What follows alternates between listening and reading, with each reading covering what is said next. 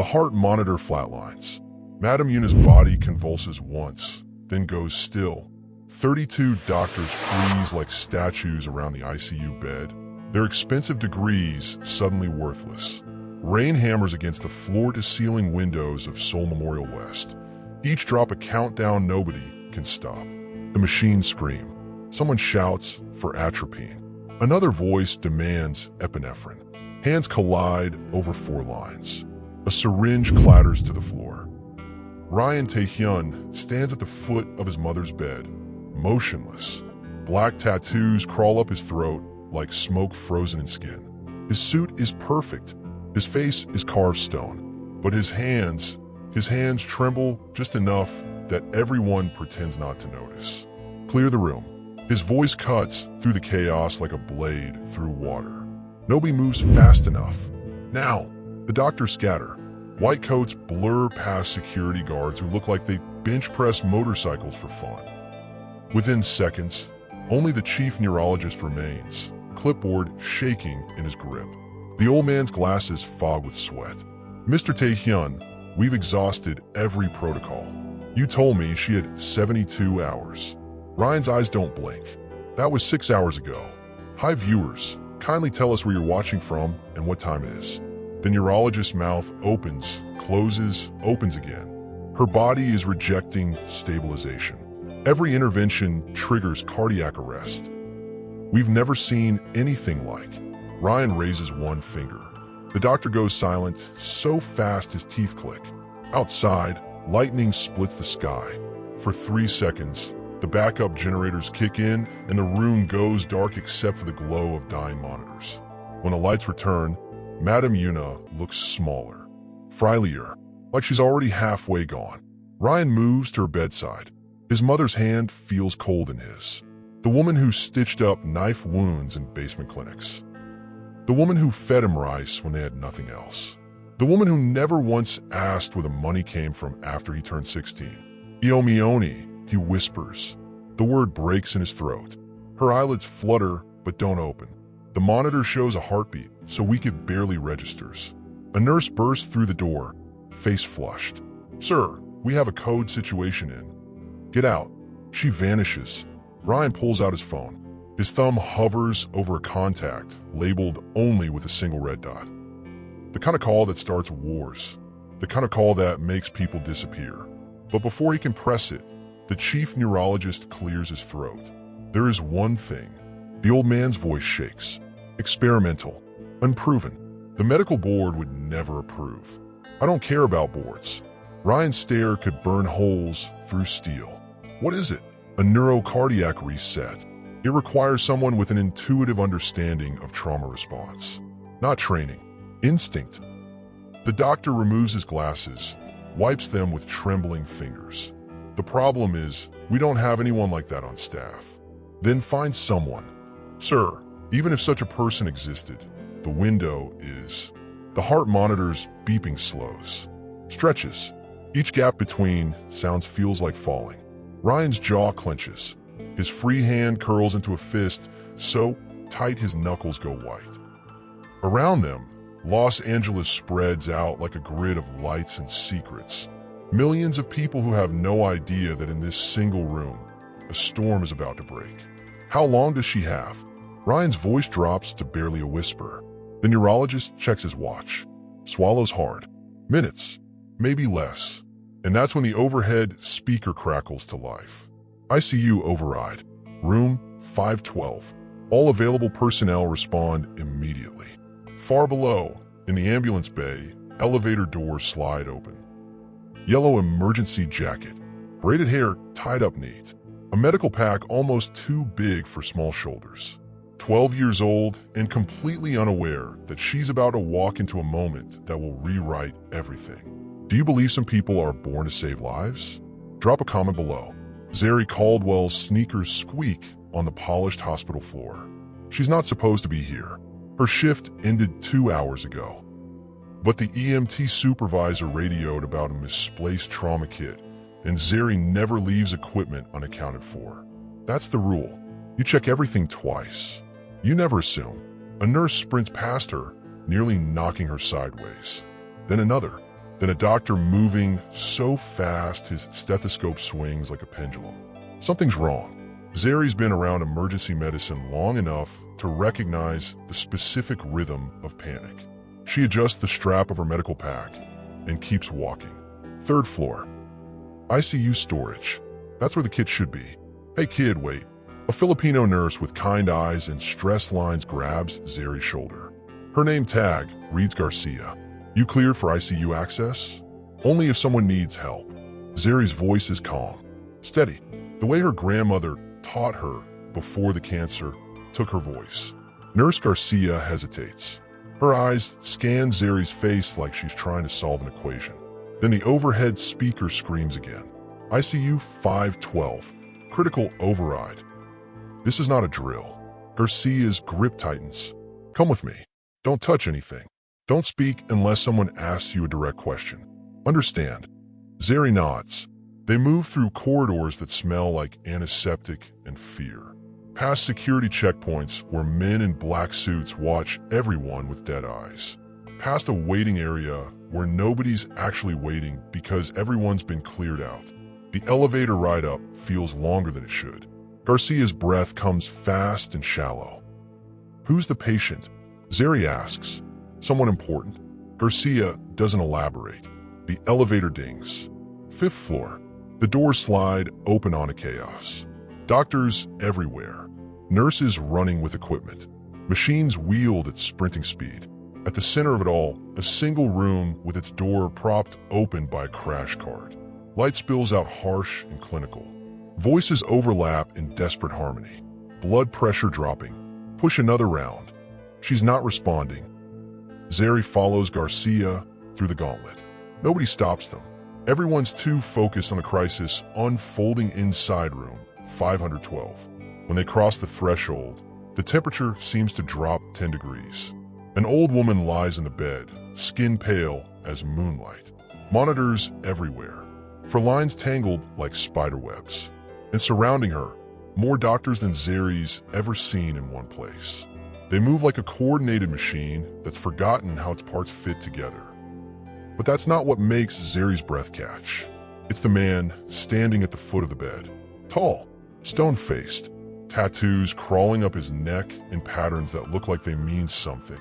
His suit probably costs more than Zeri's entire house. He doesn't move, doesn't speak, but every person in the room knows he's there. Knows he's watching, knows that failure has consequences. Garcia whispers in Zeri's ear, "Stay near the wall. Don't make eye contact." Zeri nods, but doesn't look away from the dying woman. There's something wrong with how the doctors are treating her. They're following protocols, sure, but protocols for the wrong condition. Zeri can see it in the way the patient's chest rises and falls, the specific flutter of her eyelids, the way her fingers twitch in microspasms. A doctor barks orders. Prepare for intubation. Wait. The word leaves Zeri's mouth before she can stop it. The room goes silent so fast it feels like someone sucked all the air out. 32 pairs of eyes turn toward her, including the tattooed man's. His gaze feels like standing in front of a train that hasn't decided whether to stop.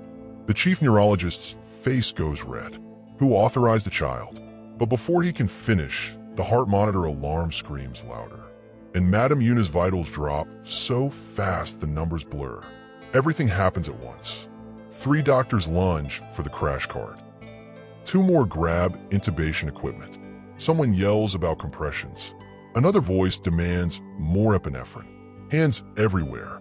Commands overlapping until they stop meaning anything. The machines shriek like wounded animals. Zeri watches it all with growing horror.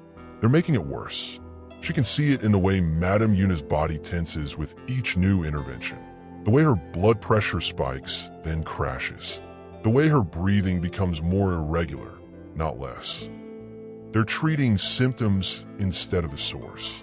Pushing medications into a system that's already overloaded. Trying to force a body to cooperate when it's locked in fight or flight paralysis.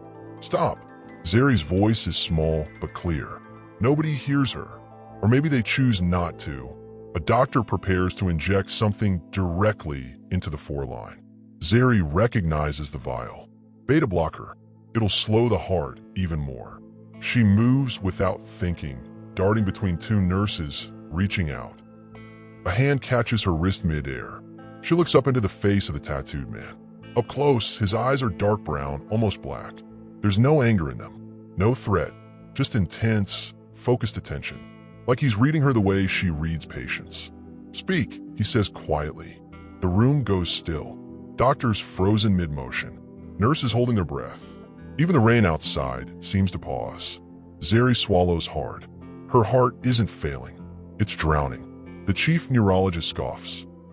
"That's not a medical term. Let her finish." The tattooed man's voice is soft, but absolute. Zeri forces herself to focus on the dying woman instead of the terrifying man still holding her wrist. She's stuck in a neurocardiac loop. Her nervous system thinks it's under attack, so it's shutting down everything non-essential. Every time you try to stabilize her, her body reads it as a threat and crashes harder. You're fighting her instead of helping her. Silence. The neurologist shakes his head. That's not how cardiac episodes work. It is if the trigger isn't physical. Zeri looks at the monitors again. Look at her brain activity. See those spikes? They're matching her heart rate drops. She's trapped in a fear response, so deep her body's trying to hibernate. You can't shock someone awake when they're this far under. You have to guide them back. A younger doctor leans in, studying the monitors with fresh eyes. She's right. The patterns match acute dissociative response. "How did you? Can you fix it?" The tattooed man asks Zeri directly. Every doctor in the room stiffens. The chief neurologist looks like he might pass out. Someone mutters something about liability. Another voice mentions medical licensing, but the man ignores all of it. His focus stays locked on Zeri. "I don't know," Zeri admits, "but what you're doing isn't working." The heart monitor dips again. Lower. The oxygen saturation drops into dangerous territory. Madame Yuna's lips are turning blue. The tattooed man releases Zeri's wrist, steps back, looks at the chief neurologist. "Everyone out except her." "Sir, we cannot allow an unlicensed minor." Ow! The word isn't loud, but carries weight that makes grown men move. Doctors file toward the door, some protesting weakly, others silent and pale. Nurses follow. Security guards shift but don't interfere. Within 30 seconds, only 3 people remain in the room. The dying woman, the dangerous man, and a 12-year-old girl in a yellow jacket. Zeri approaches the bed slowly. Her hands shake. She's assisted in emergencies before, held pressure on wounds, helped with CPR, but she's never been fully responsible, never been the last option. She reaches for Madame Yuna's wrist, fingers finding the pulse point. Weak, thready, barely there, but present, still fighting. "Ma'am," Zeri whispers, leaning close to the woman's ear. "If you can hear me, I need you to trust me." The monitors don't change. Zeri closes her eyes, thinks back to her grandmother's final days. The way words stopped working, the way only touch could reach through the fog. She begins tapping on Madame Yuna's wrist. Slow, rhythmic. 3 beats, then pause. 3 beats, pause. The heart monitor wavers. Just slightly, but it wavers. Tap, tap, tap. Zeri keeps the rhythm steady, her small fingers pressed against Madame Yuna's pulse point. She learned this from an EMT who worked disaster zones. When words fail, touch speaks. When the mind locks up, the body still listens to patterns. 3 taps means safe. 3 taps means someone's here. 3 taps means you're not alone. The heart monitor shifts. Not much, maybe half a percentage point. But after 20 minutes of straight decline, even a plateau feels like a miracle. Ryan Taehyun watches from the corner of the room. He hasn't moved, hasn't spoken, but his eyes track every motion Zeri makes. Every adjustment, every whispered word. This child who walked into his mother's death room and saw what 32 experts missed. "Ma'am, follow my rhythm," Zeri murmurs. "Don't fight it. Just let your heart find the pattern.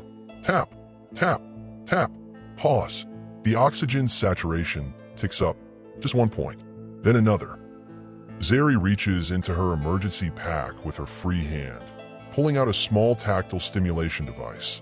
something most hospitals don't stock because it's used for PTSD responses, not cardiac events. But Zeri's grandmother taught her that trauma lives in the body, not just the mind. And sometimes the only way to unlock it is to remind the nervous system what safety feels like. She places the device against Madame Yuna's sternum, activating the gentle vibration. Combined with the tapping rhythm, it creates a dual sensory anchor, a way back from whatever edge the old woman is teetering on. "Your son is here," Zeri whispers, voice barely audible over the machines. "He's waiting for you. He needs you to come back." In the corner, Ryan's jaw tightens, almost imperceptibly. The heart monitor beeps. Then again, the rhythm stretches, stabilizes, holds. Blood pressure begins climbing, slowly, like a plant turning toward light. Brain activity spikes in the right patterns. Not the jagged panic from before. Organized. Responsive. Madame Yuna's eyelids flutter. Zeri doesn't stop the tapping. Doesn't break the rhythm. "That's it. Follow my voice. Follow the pattern. You're safe. Nobody's hurting you. Come back." The machines stop screaming. Alarms quiet one by one. The room fills with a different kind of sound. The steady, reliable beat of a heart that's decided to keep fighting. Madame Yuna's fingers twitch. Her chest rises deeper. Her lips move, forming a word without sound. Zeri leans closer. What was that? The old woman's eyes crack open. Dark brown, clouded with exhaustion but alive. Fully, completely alive. Her gaze moves past Zeri, finding her son in the corner. "Ryan." The word comes out as barely a breath, but it lands like thunder. Do you believe some people are born healers? Tell us in the comments. Ryan crosses the room in 3 strides, drops to his knees beside the bed. Something Zeri suspects he hasn't done in years, maybe decades. His hand engulfs his mother's, and for just a moment, the most dangerous man in Los Angeles looks like a child who thought he'd lost everything. "I'm here, Iomioni." His voice cracks. Actually cracks. Madame Yuna's lips curve into the faintest smile. "You worry too much. You stopped breathing. Storms don't last." She squeezes his hand with strength that shouldn't be possible for someone who was clinically dying 5 minutes ago. "Somebody taught me that once." Zeri backs away slowly, giving them space. Her hands still shake from adrenaline. Her heart hammers against her ribs. She just saved someone's life. Not assisted, not helped, saved. The weight of it makes her knees weak. She's almost to the door when Ryan speaks without turning around. "Stay." It's not a request, but it's not quite a command either. Something in between. Zeri stays. Outside the ICU window, the storm breaks. Rain slows to drizzle. Lightning moves on to bother some other city. And in the hallway beyond the door, 32 doctors stand in complete silence, staring at the monitors that show the impossible. A patient who should be dead is awake, talking, smiling, because of a 12-year-old girl in a yellow jacket. One doctor pulls out his phone, takes a photo of the monitor readings. Another starts whispering to a colleague. A third just shakes his head in disbelief. But one, a younger attending with expensive shoes and a bruised ego, stares at the ICU door with something darker than confusion. Something that looks a lot like resentment. He reaches into his pocket, pulls out a phone, sends a single text message. The girl is the key. News travels fast in hospitals. In criminal empires, it travels faster. By the time Madame Yuna is stable enough to move to a private recovery suite, word has already reached every corner of the Iron Circle. A child saved the boss's mother. A child accomplished what the best doctor's money could buy couldn't. Some hear it as a miracle. Others hear it as humiliation.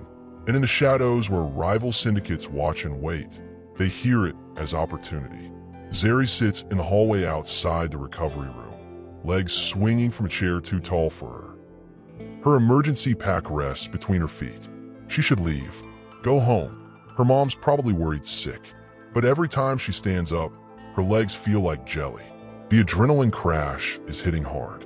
A nurse, Garcia, the kind one from before, brings her a juice box and crackers. "You did good, kid. Is she really okay?" Zeri asks.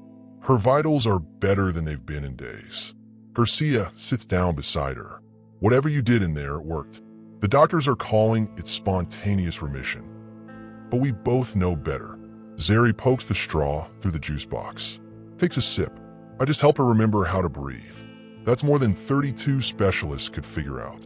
Garcia's voice goes quiet. Be careful, though. Not everyone's happy about what happened. I heard doctors arguing about whether to report it. Some think you practice medicine without a license. I didn't practice anything. Zeri stops. She doesn't know how to explain it. How sometimes she can feel what's wrong with someone before they say a word. How patterns speak to her in ways that don't make sense until after. I just paid attention. Garcia pats her shoulder and stands. That's a dangerous skill in a place like this. Watch yourself. She walks away, leaving Zeri alone with her thoughts and the distant sound of machines keeping someone alive. The recovery room door opens. Ryan steps out, and the temperature in the hallway seems to drop. He spots Zeri immediately, walks toward her with footsteps that don't make any sound. Up close, he's even more intimidating, tall enough that Zeri has to tilt her head back to see his face. But when he speaks, his voice is gentler than before. She wants to meet you. Zeri's eyes widen. Me? She knows you saved her life. I didn't. I just helped. Cool, mate. He turns and walks back toward the room, clearly expecting her to follow. Zeri grabs her pack and hurries after him. Inside the recovery suite, Madame Yuna lies propped up on pillows and forward her arm, but color back in her cheeks. She looks small in the hospital bed, fragile, but her eyes are sharp and warm. Come here, child, she says in accented English, gesturing Zeri closer. Zeri approaches slowly, respectfully, the way her grandmother taught her to treat elders. Madame Yuna studies her face for a long moment, then smiles. You have a gift, not for books, from something deeper. My grandma was a nurse, Zeri offers quietly. She taught me to listen. Yuna nods. That is the rarest skill. My son. She glances at Ryan, who stands near the window like a statue. He forgets to listen sometimes, too busy being strong. Ryan doesn't respond, but something in his expression shifts. Just barely. Yuna reaches out, takes Zeri's hand.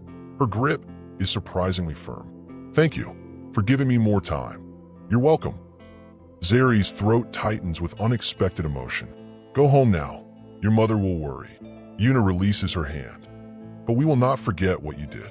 Zeri nods, backing toward the door. But before she leaves, she turns to Ryan. Make sure she rests. No stress. And have someone check her medication history. Something triggered this. Ryan's eyes narrow slightly. You think it wasn't natural? It's not a question. It's confirmation that he'd already been thinking the same thing. I don't know, Zeri admits. But her body reacted like it was defending against poison, not disease. Silence stretches between them.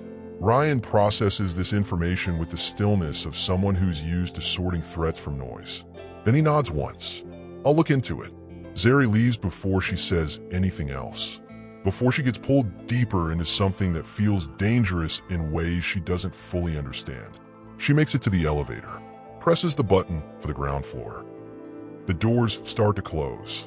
A hand stops them. The young doctor from earlier, the one with expensive shoes and bruised ego, steps inside, smiles at Zeri in a way that doesn't reach his eyes. Impressive work up there. Thanks. Zeri moves to the corner of the elevator. Must feel good, being a hero. His tone is friendly. Too friendly. I bet a lot of people will want to know your name now. The elevator descends in uncomfortable silence. When the doors open, the doctor steps out first. Pauses, looks back at Zeri. Be careful, kid. This city isn't kind to people who stand out. He walks away before Zeri can respond. She exits into the night air, pulling her jacket tight. The rain has stopped, but the streets are still wet, reflecting streetlights in fractured patterns. Somewhere in the distance, sirens wail. Los Angeles never really sleeps. Zeri heads toward the bus stop, her emergency pack heavy on her shoulders. She's exhausted, confused. And despite saving someone's life, she feels a growing unease she can't name. Back in the hospital, in a darkened office on the second floor, the young doctor makes a phone call. It's done. They know about the girl. She lives at 847 Maple, Section 8 housing. Mother's sick. No father in the picture. A voice on the other end asks a question. The doctor smiles. Yes, she'll be easy to find. The brick crashes through Zeri's bedroom window at 2:47 a.m. Glass explodes inward. Zeri jerks awake, rolling off the mattress by instinct. Her mother screams from the next room. Footsteps pound up the apartment stairs outside. Multiple sets. Heavy boots. Zeri crawls toward her door, heart slamming against her ribs. Through the broken window, she sees 3 figures in the parking lot below, watching, waiting. Her mother bursts in, eyes wild. We need to leave. Now. Mom, what's... Now, Zeri. They grab nothing. No clothes. No photos. Just Zeri's emergency pack by the door and her mother's purse. They take the back stairs, the ones that smell like mold and cigarettes. Behind them, the front door splinters. Men's voices echo through the building. Outside, rain starts again. Zeri's mother pulls her toward the bus stop, but headlights swing around the corner. A black SUV, then another. They run, through alleys, past dumpsters. Zeri's lungs burn. Her mother's breathing comes ragged. The illness makes running impossible. They duck into a 24-hour laundromat, hide between washers. The SUVs cruise past slowly. Zeri's phone vibrates. Unknown number. The text reads, "You should have stayed invisible. Did they just make a terrible mistake?" Drop your thoughts below. Subscribe and turn on notifications. You won't want to miss what happens next. Share this story and inspire someone today. Nurse Garcia finds them 3 hours later, shivering in the hospital parking garage. Get in. She opens her car door, face grim. Zeri's mother hesitates. We don't want to involve. You're already involved. Move.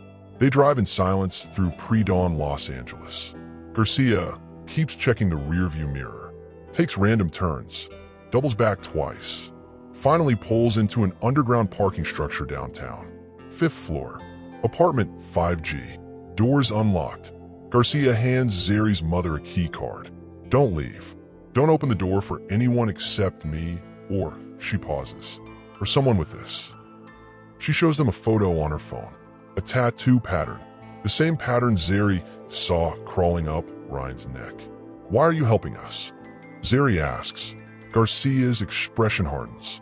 Because hospitals aren't supposed to be war zones, and children aren't supposed to be targets. She pulls away before they can ask more questions. The apartment is small but clean. 2 bedrooms, 1 bathroom, windows facing a brick wall. Zeri's mother collapses onto the couch, coughing hard. Mom, you need your medication. Left it. Her mother's voice rattles. We left everything. Zeri dumps out her emergency pack.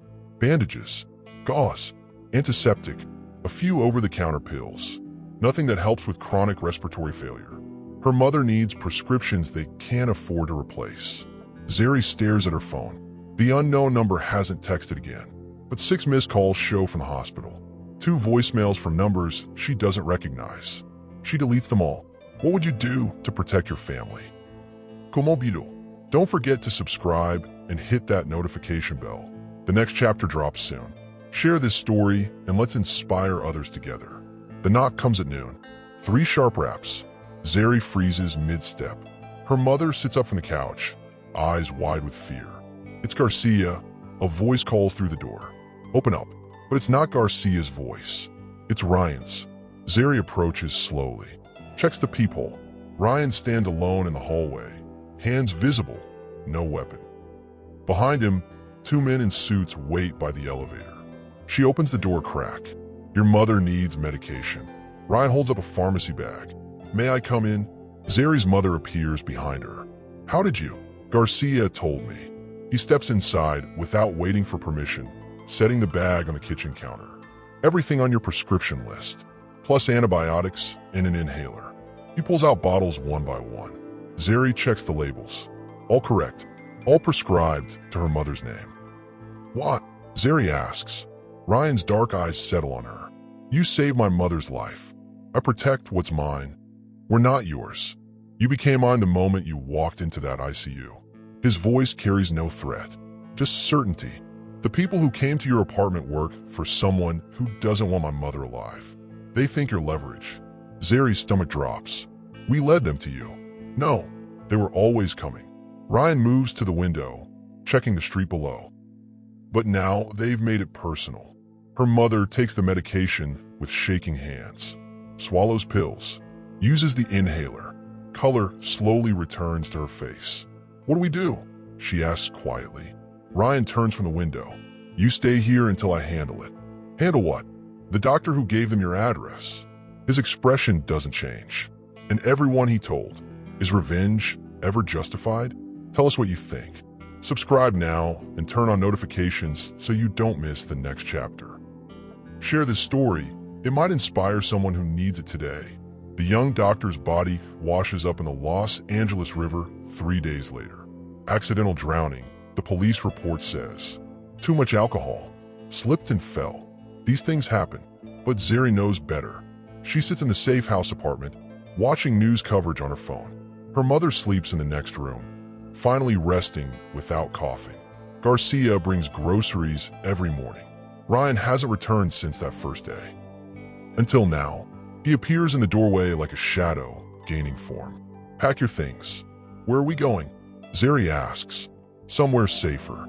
He hands her a folder. Inside, new identification cards, social security numbers, birth certificates. Your names are different now. Your history is different. This apartment doesn't exist on any official record. Zeri stares at the documents.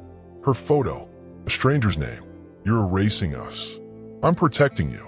Ryan crouches down to her eye level. The people who wanted you dead aren't gone. They're just waiting. So you disappear. New school, new neighborhood, new life. What about my mom's job? My friends? Your mother has a new job at a pharmacy I own. Better pay, full benefits. Your friends will forget you existed in 6 months. His voice softens slightly. It's not fair, but it keeps you breathing. Zeri's throat tightens. And what do you get? Insurance. Ryan stands. My mother is alive because of you. That debt doesn't expire. Someday, I might need someone who sees what others miss. Someone who can't be bought. I'm 12. You won't always be. The weight of his words settles like stones in her chest. He's not recruiting her. He's claiming her future, shaping it, controlling it. What if I say no? Zeri whispers. Ryan's expression doesn't change. Then I find another way to keep you safe. But the debt remains. He leaves before she can argue, before she can scream, before she can do anything except stare at the fake ID with her real face and wonder who she's supposed to be now. Her mother wakes up coughing. Zeri brings water, medicine, silence. Outside, Los Angeles keeps moving. Millions of people living lives that make sense. Lives with names that belong to them. Lives without debts written in blood. Zeri looks at the ID again. Her new name stares back. Would you accept this deal? Let us know in the comments. Subscribe and turn on notifications. The final chapter is coming, and you won't believe how this ends. Share this story and inspire someone today. 6 months later, Zeri Caldwell, now Zeri Morrison, stand in a new school hallway. Different building, different students, same yellow emergency jacket. She's kept one thing from her old life. Just one. The EMT supervisor at her mother's new pharmacy lets her volunteer on weekends. Riding in ambulances, learning advanced techniques, studying trauma response in ways that make seasoned paramedics uncomfortable because she's too young to understand death this intimately. But she does understand. She understood the moment Madame Yuna's heart stopped. She understood when the brick shattered her window. She understood when Ryan handed her a new identity and called it protection. Some debts don't get paid with money. Some get paid in choices you make years later when the person you owe comes calling. Zeri walks to her new locker, opens it. A small envelope falls out. No name, no return address. Inside, a single card with an embossed red dot. She knows what it means. Someday, when she's old enough, trained enough, skilled enough, the debt comes due. She tucks the card into her jacket pocket, closes the locker, heads to class like nothing happened. Because in this new life, nothing did happen. Zeri Caldwell saved a woman's life and disappeared. Zeri Morrison is just another kid trying to survive high school. But late at night, when her mother sleeps and the city hums beyond their window, Zeri pulls out the card, studies the red dot, wonders what she'll become when that phone finally rings. A healer who saves lives?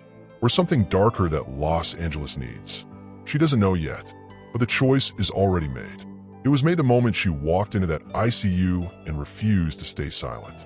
Some people are born to save lives. Others are born to protect them.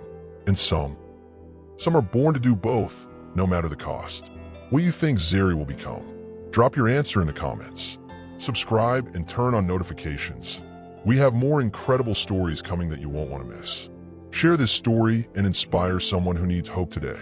Your support means everything.